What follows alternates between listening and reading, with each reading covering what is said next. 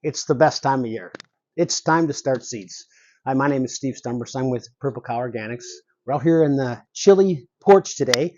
You look around, there's still snow on the ground, but I love this time of year because you're getting through the doldrums of winter and you get to start seeds. We're going to talk about a unique way of starting seeds today, soil blocking. There's a lot of good reasons to soil block. We'll go over those throughout the demonstration here. But for those of you that are new, I want to tell you a little bit about Purple Cow Organics. We're a Wisconsin-based company.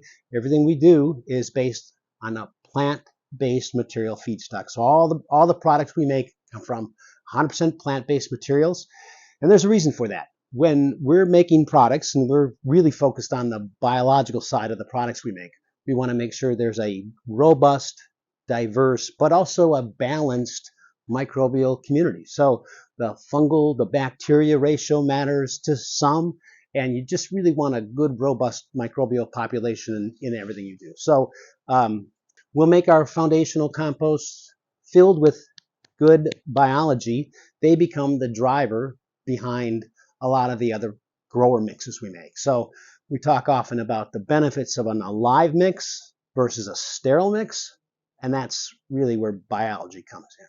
So I mentioned soil blocking. It's fun and it's practical. And here's why. Our seed starter, again, a live mix versus sterile mix, it can be used in any traditional tray, any environmentally friendly cup, certainly. But I like using this device right here.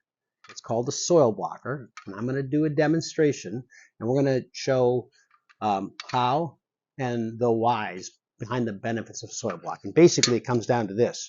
If you've ever used plastics and you hold your start out and you see the root winding around the base of the plant, the root tries to go out and hits the plastic and it becomes root bound.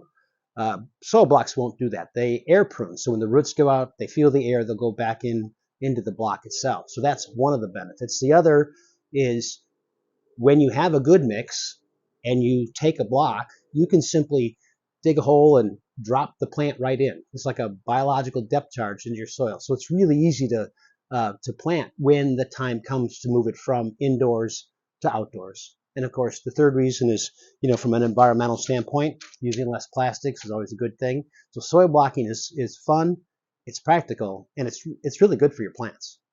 So now we'll demonstrate the art of soil blocking.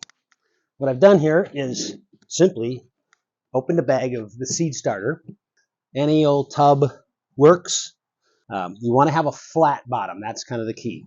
The second part is preparing the soil, the seed starter, with the appropriate amount of moisture. So there is a peat element in most all seed starters, ours included, and you want to hydrate that really well the first time. And what we're going to do is we're going to try to get to the consistency of like a creamy peanut butter. It takes a little more while than you think. So we're just going to, there's a great margin for error here. You don't have to be very specific, scientific. We can add more water later. We can add more seed starter later to get it to the right consistency. But you're just going to mix this up. And it takes quite a bit of water to get to that consistency that we're looking for. Really simple. It doesn't. You're not gonna ruin it if you get too much moisture early. You can just simply add some more seed starter. The most important thing is that it's thoroughly mixed and that you're getting the consistency, like I said, of a peanut butter. One of the advantages of having an alive mix is a byproduct of biology is a tacky substance known as glomalin. We like to name things more prettier than they are. We use terms like worm castings and bat guano. Those are all really manures of different animals. Glomalin comes from worms, and it gives you that little tackiness, and that's what's going to hold these soil blocks together. What you'll see as the demo goes, that it's important that these blocks stay together. And it's actually the tackiness, the stickiness of the glomalin that keeps them together. So not every mix soil blocks, that's for sure. And those who are looking specifically to do soil blocking like our mix because it stays together. So you can see it's got a nice creamy peanut butter texture to it.